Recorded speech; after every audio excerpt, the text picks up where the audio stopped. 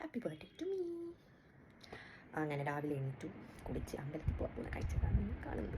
അങ്ങനെ 3 വർഷത്തിന് ശേഷം ബർത്ത്ഡേ എൻ്റെ വീട്ടിലാണ്. സോ ഞാൻ രാവിലെ തന്നെ എണീറ്റ് വിളക്ക് കത്തിച്ചു, അമ്പലത്തിലൊക്കെ പോയി തൊഴുതു.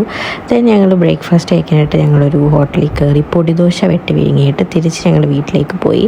വീട്ടിൽ ചെന്ന് ഇങ്ങനെ ഇരുന്നപ്പോഴത്തേന് എൻ്റെ ചേച്ചി UK എന്ന് വന്നു. ചേച്ചി എനിക്കൊരു മാല ഗിഫ്റ്റ് ചെയ്തു. എന്നിട്ട് ഞങ്ങൾ ചേച്ചീനെയും കൊണ്ട് ചുമ്മാ കടയിലൊക്കെ പോയി. അപ്പോഴത്തേനും ലഞ്ച് ടൈമായി.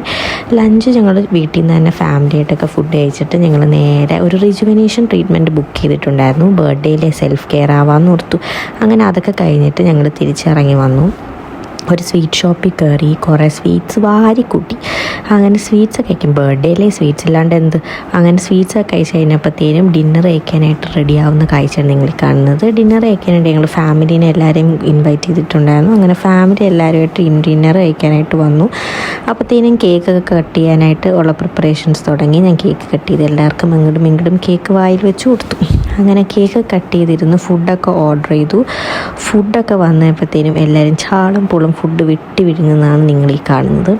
ഫുഡ് കഴിച്ചുകൊണ്ടിരുന്നപ്പോഴത്തേനും ദേണ്ടടാ ഒരു പ്രത്യേകതരമായ സർപ്രൈസ്. ഞാൻ പോലും വിചാരിക്കാണ്ട് കാവ്യയുടെ ചേട്ടൻ എൻ്റെ അടുത്ത് നിൽക്കുന്നു, ഞാൻ അറിഞ്ഞു പോലുമില്ല. എന്തായാലും ഞാൻ ഭയങ്കരമായിട്ട് സർപ്രൈസായിപ്പോയി. കാരണം കാവ്യ UK നിന്ന് എനിക്ക് ഒരു പ്രത്യേകതരമായ സർപ്രൈസ്. എനിക്കറിയാം എന്തെങ്കിലും പണി ഒപ്പിക്കുമെന്ന് എനിക്കറിയായിരുന്നു. എന്തായാലും ഇത് പ്രത്യേകതരമായ ഒരു പണിയായിരുന്നു. കേക്കിൻ്റെ അകത്തൊക്കെ ആയിരുന്നു ഗിഫ്റ്റ്. ഞാനും ചേട്ടനും കേക്കൊക്കെ വെട്ടിപ്പൊളിച്ച് തുറന്ന് ഗിഫ്റ്റ് എടുത്തു. ഗിഫ്റ്റ് കണ്ടപ്പോൾ ഞാൻ തന്നെ ഞെട്ടിപ്പോയി. It was very surprising. അങ്ങനെ ഗിഫ്റ്റൊക്കെ തുറന്ന് ഞാൻ ഭയങ്കര ഹാപ്പിയായി. പിന്നെ ചേച്ചി എനിക്കൊരു ബാഗും തന്നു. അതൊക്കെ കണ്ട് ഞാൻ ക്ഷീണിച്ച് തളർന്ന് വന്ന് കിടന്നുറങ്ങി. Guys bye.